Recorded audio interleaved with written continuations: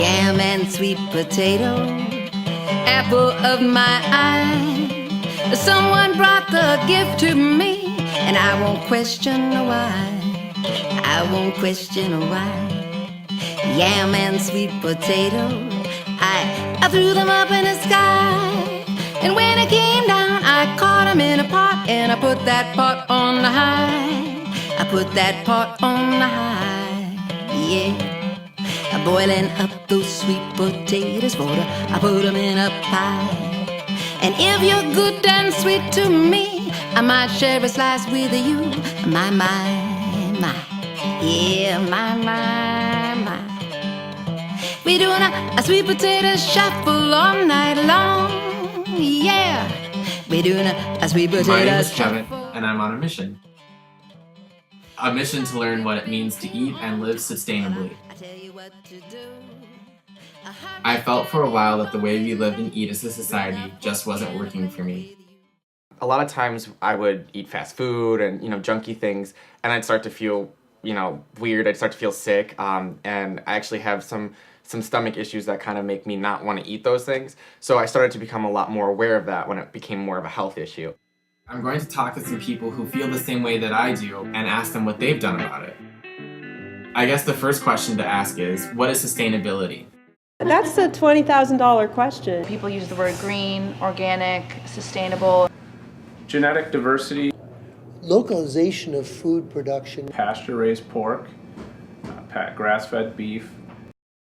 I like to think about it as sustainability and that thriving idea of, successful farming, appropriate use of resources, and appropriate use of human resources. To me, sustainability is making choices in your life every day and setting up frameworks in order to take the least amount of resources in order to give the most amount of energy. Okay, I get what sustainability is, but the real question is, why is it so important? for a multiplicity of reasons. You can talk about the quality of the food, the freshness. If you're not using organic methods and practices, you're basically stripping the land of everything that it has and then trying to put it back in with chemicals. You can't rob Peter to pay Paul. And, we've got to have stuff that's self-perpetuating and continuing. Otherwise, you're just going to erode it down to nothing. Sustainability is important because everything that we do on this farm is going to affect the next generation. While investigating ways to live more sustainably, I've come across some really interesting people, like Warren. I'm Warren Taylor, and I'm the owner of Snowville Creamery, and we make the finest milk in Ohio, probably in America. I say make the milk, of course, the cows make the milk, and they make fine milk because they're out on grass, and then we mess with it as little as we can and get it to the store as fast as we can. Meet Julie. She owns a sustainability-based cafe called The Root. It's a community clubhouse. It's a place where people can get together and just have the Root Cafe be their commonality. We're buying organic, domestic, and really trying to figure out, where it's coming from in the closest place, that we can get it. And then when it's in season, all of our vegetables are from the City Fresh or a CSA, so I know personally who's growing it, or I know it's an Amish farmer around the Cleveland area. The more I learn about sustainable food alternatives, the more I want to take the next step myself. So to make a change in my diet and to demonstrate the option everyone has to eat better, I'm planning a rooftop garden. There's only one problem. I've never had a garden. I'm just not so much the kind of guy that normally digs around in the dirt and, that kind of... I'm more of the, we'll see how it goes from a distance. That's where Jason comes in. He's a real live country boy with way more experience in agriculture than me. I learned to grow stuff. I grew up on a farm. My stepmom always had a garden, and I weeded and watered, basically, which seems to be the hardest part of gardening. The rest of it is add some water and let the sunshine do it. I've decided I have more to learn. So it's back on the road. This is Dr. Susan Bew. She's a holistic veterinarian and has been advocating for responsible livestock raising practices for a long time. Our interest is profitable farming and environmental concerns and good food on the plates of all people. There's some people that say it doesn't make any difference.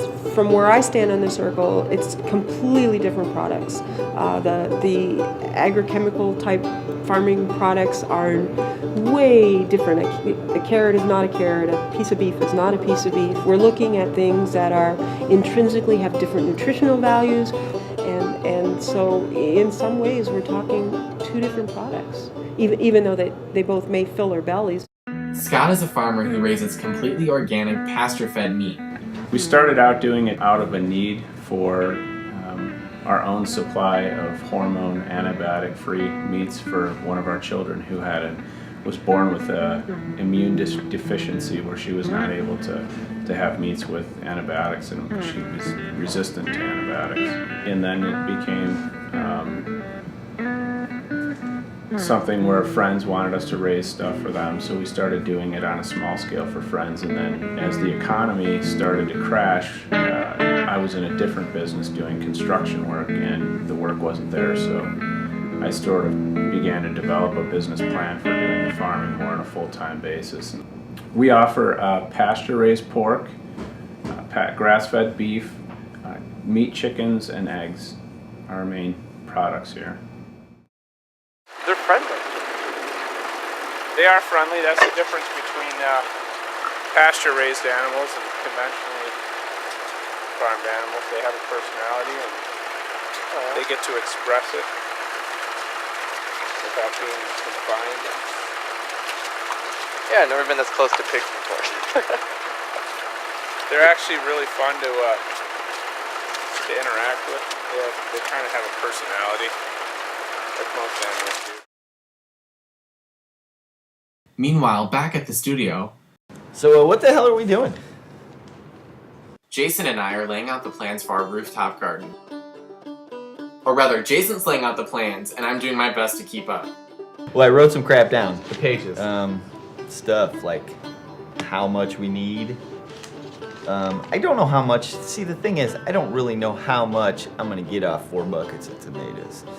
I'm guessing I'm gonna get 1 plant per bucket, maybe 2 plants per bucket. We'll have to put like the buckets, and then like a stick To like give it tie support. it up there. Yeah. Oh, the potatoes. We're gonna grow potatoes, but we're not gonna be able to do it in buckets because they're like underground Right. type plants. So we're gonna do it in a big box that's gonna look something like that, with a bunch of potato plants in it. All right. Probably about 6 foot by 8 foot long, something like that. Be a pretty deep thing. No, like a foot. A water collection system. The roof is made to collect water, dump it on the roof below it, and then that roof dumps water on the roof below it, and then It goes all into like a goes gutter. right. So we are gonna save that water before it goes down the drain, but it's gonna be roof runoff water. So I don't know how much tar and acid rain and crap's gonna be in it. So we gotta build another bucket that's gonna be a filter to filter that runoff water, so we can water our plants with it. And I'm thinking just another 5-gallon bucket full of like fish tank charcoal. Yeah. And then it'll go in there, fill up, and then we'll cut like a notch in the bucket so it just spills out to the bigger collection bucket. The way Jason explains it, it really doesn't seem so hard. I bet we can do this.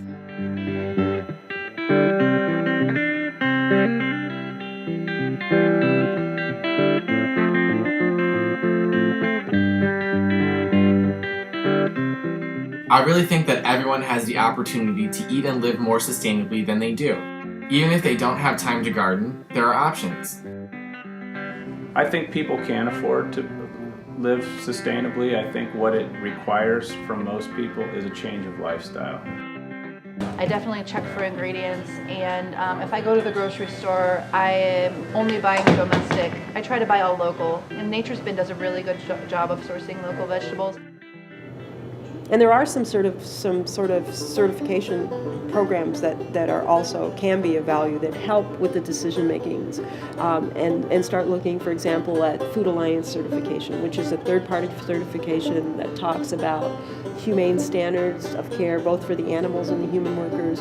It talks about the social values. It talks about environmental concerns. And because it's a third-party certification, they've got really clear standards, but the people who are doing the farm inspections don't have a dog in the fight, so to speak. They're doing the farm inspections. I keep hearing that CSAs are a great place to buy more sustainable foods. I, like most people, didn't know what CSAs were before starting this project. So what are they? CSA is community shared agriculture, and it is a system in which consumers pay for a share in the farm. And that share doesn't necessarily mean that you go and you shop for 6 tomatoes, 3 bunches of carrots, and a dozen eggs. It means that you get the food that comes off the farm in the order and amount and volume that happens as the harvest comes. Day 1, groundbreaking on the rooftop garden. Jason and I will plant a garden on top of a music studio and a salon. Here it is, my first chance to put my money where my mouth is. Today we'll be constructing the basis for the rooftop garden. We'll be putting together buckets that we'll use to grow our plants. The first stop, the garden center, where we'll be buying the gravel and seeds. Cucumbers?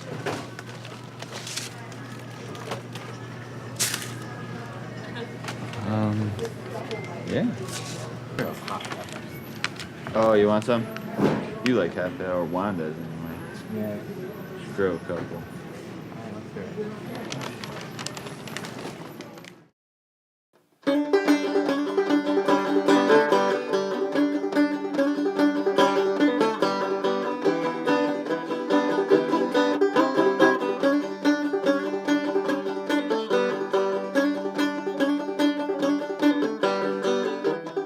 Then it's back to the studio. We're reusing buckets from local restaurants.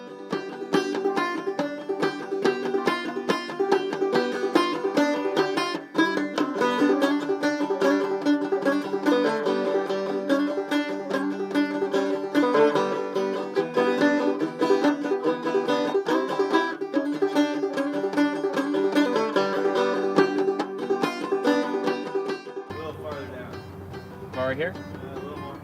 Right here? That's not 2 fingers. It's like, alright.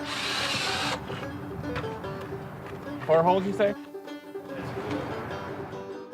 I was nervous at first, but eventually realized that power tools aren't as scary as they seem.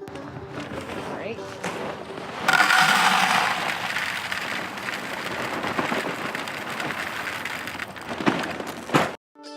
With help from Jason, the first part of our project was a success, and I'm very proud of our accomplishments so far. After all is said and done, I've realized that the issues all boil down to the way that we think about our food. Well, I think, everything comes down to consciousness. Everything comes down to what you think about. And when you're eating it, think about it. Take the time to chew it, think about where it came from, consider it. And it's such a fundamental human thing. Being conscious and being present and having some sense of from whence our food comes and preparing it. It doesn't have to be really complicated. It can just be really simple food and making a plate and a space and being in the moment when we're relating to what's on our plate. From now on, I plan to have a much closer relationship with my food, and I hope you will too.